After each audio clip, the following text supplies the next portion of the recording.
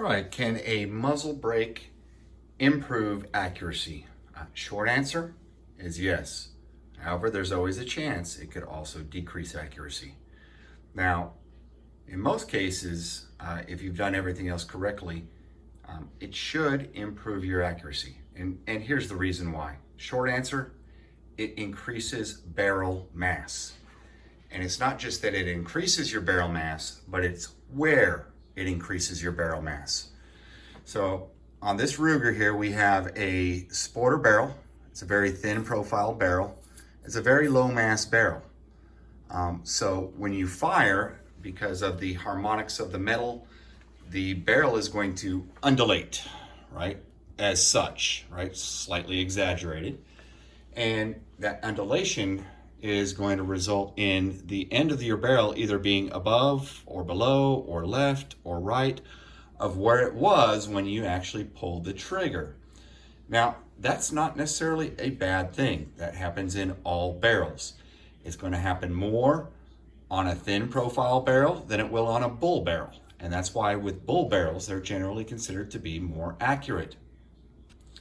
Now, that said, this rifle has had the barrel free-floated, so it avoids any contact points between the barrel and the stock.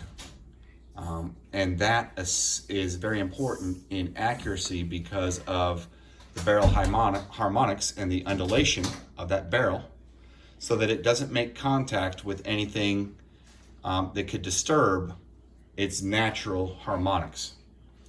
Now that said, when you add a muzzle device, in this case we have a very heavy muzzle brake, right? That is going to increase the barrel mass.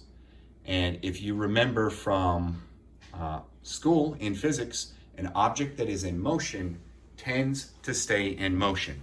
So the forces up and down, left and right are going to be more resistive to being moved when you have additional mass at the end of the barrel. And that's where it is the most important. Right? So just by that, adding anything at the end of your barrel that increases the weight can improve accuracy because it's going to result in less of that barrel movement due to the harmonics. Now that said, harmonics can be a strange thing, right? They can be unpredictable. So sometimes when you make a change by adding a muzzle device or anything else with your barrel, it can change the harmonics in such a way that it can reduce your accuracy. You should also always expect anytime that you add a muzzle device to your barrel that your point of impact may shift, because that end point of where that barrel is when that bullet is exiting the end of the barrel is going to be slightly different because of the change in mass at the end of the barrel. Now this muzzle brake is an extremely heavy muzzle brake for a 22 sporter barrel such as this. This muzzle brake is designed to be used on a 308 rifle. It's threaded 5/8 by 24. And it's the additional mass of this very large muzzle brake, not necessarily the effects of the muzzle brake in redirecting gases, but it's the additional mass of that muzzle brake that assists in accuracy. Now, I did mention it's 5/8 by 24 thread. I'll just explain how that works on this barrel, since we know that most 22 barrels are threaded 1/2 by 28. I'm going to remove this muzzle device so that we can see.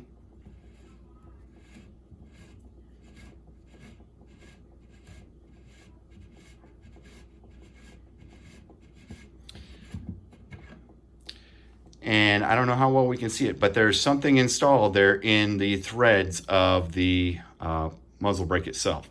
It's an adapter, right? And that adapts down from 5/8 by 24 down to 1/2 by 28.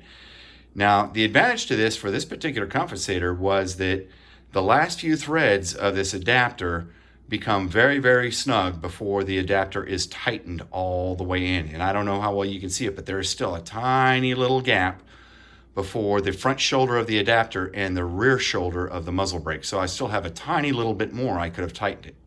Now what that allows me to do is properly clock this muzzle brake so that when it's tightened on, the upper ports are going to be faced upward at exactly 12 o'clock. And I can put the muzzle brake or compensator on at precisely the same position every time by simply hand tightening it, and it is not going to loosen. There's a small O-ring on the shoulder of the barrel, just behind where the threads start to the end of the barrel, and that's also going to help to hold it in place. Now, when I fit this, right, I fit in the adapter into the muzzle brake until I had 1.5 threads remaining. I then tightened the muzzle brake onto the barrel and noted the position that it ended up at. So if it ended up right here, that would mean I need to tighten that adapter a little bit so that I can continue to turn it until it comes closer to 12 o'clock. I repeat that tightening process until I end up, when it tightens up all the way, that we end up exactly at 12 o'clock, right? And that is not going to come loose, and that's just hand tight. It's very easy to remove.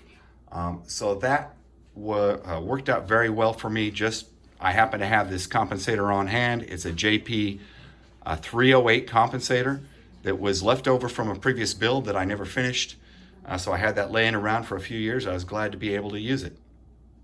Now, you don't need to use this particular compensator, but just keep in mind, a lot of people, when buying a compensator, are thinking of purchasing one that is as lightweight as possible to have the littlest effect on the barrel harmonics. But what we're actually trying to accomplish here is have the greatest effect on barrel harmonics by adding as much mass at the very end of the barrel, where it's going to have the most effect on our harmonics, so that it will resist that up, down, and left and right motion even more, just due to the mass of this muzzle brake and it wanting to remain in place, right? Physics, right? So that's how a muzzle brake can actually increase accuracy.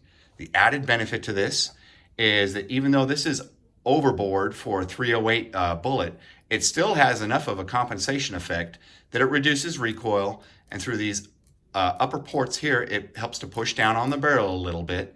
And this rifle with this compensator remains rock solid. When you fire a shot looking through the scope at 18 power, that reticle does not move. You can see that bullet in flight at longer ranges. You can see it hit the target, and you're still on target for a follow-up shot if needed, right? So that's the primary benefit that you're going to get from a compensator. That's the benefit you would expect. But maybe you didn't know that it can also improve your accuracy. Well, I hope that helped you in some way. And if you were debating putting a compensator on, maybe that will help you to make up your mind. I recommend it. Have a good one.